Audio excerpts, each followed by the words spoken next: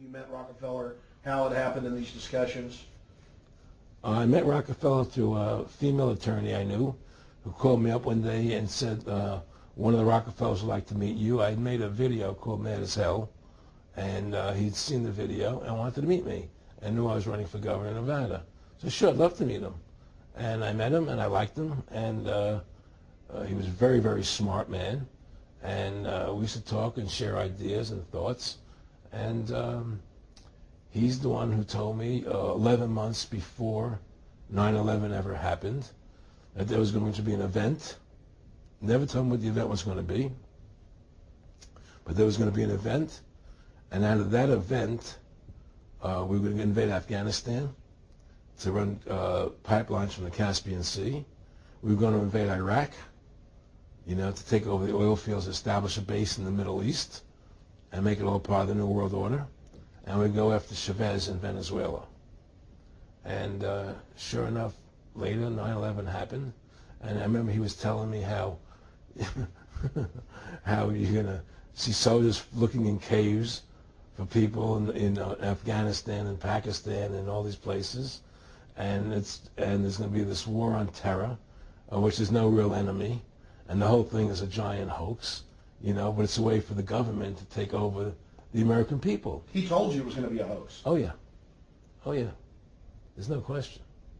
He says there's going to be war on terror, and he's just laughing. There's no who are we fighting? I mean, why do you think 9/11 happened, and then nothing's happened since then? Do you think that our security is so great here that these people who pulled off 9/11, who were able to, can't knock down another plane? Come on, it's ridiculous.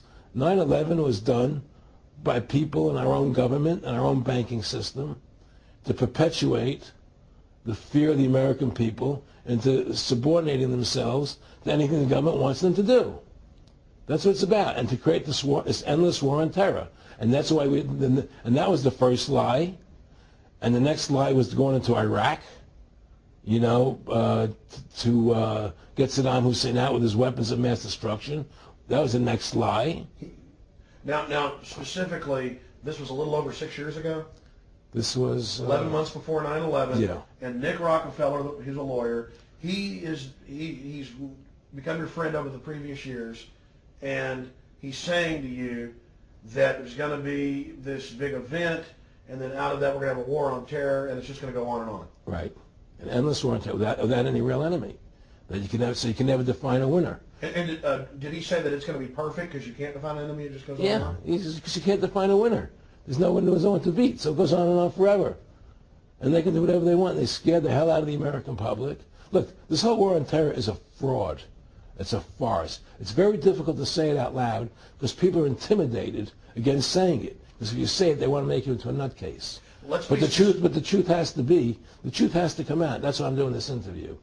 The fact of the matter happens to be that the whole war on terror is a fraud. It's a farce. Yeah, there's a war going on in Iraq because we invaded Iraq. And people over there fighting, But the war on terror, that's a joke, And until we discover what really happened on 9/11 and who was responsible for 9/11, because that's where the war on terror emanates from. That's where it comes from. It was 9/11 that allowed this war on terror to begin. And until we get to the bottom root of 9/11, the truth of 9/11, we'll never know about the war on terror.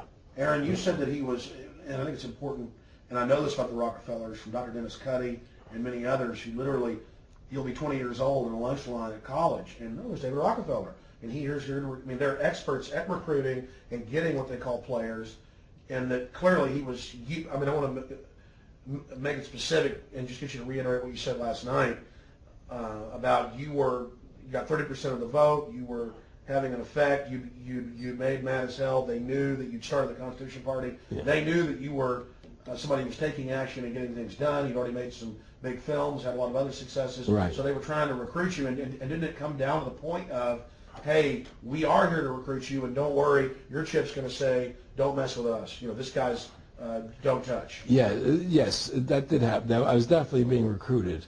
But it's more subtle than that. Well, in your words, just go through the process, and then when he said.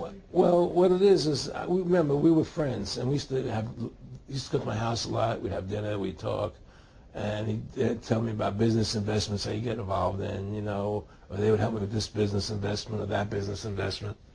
And was I interested in joining the Council on Foreign Relations? You know, I would have to get a letter to join them, but was I interested in that? And, you know, just stuff, you know, leading you on. And I used to say to him that I never really did that because that wasn't where I was coming from. You know, as much as I like you, Nick, you know, your ways and my ways, we're on the opposite side of the fence. You know, I don't believe in enslaving people, you know, and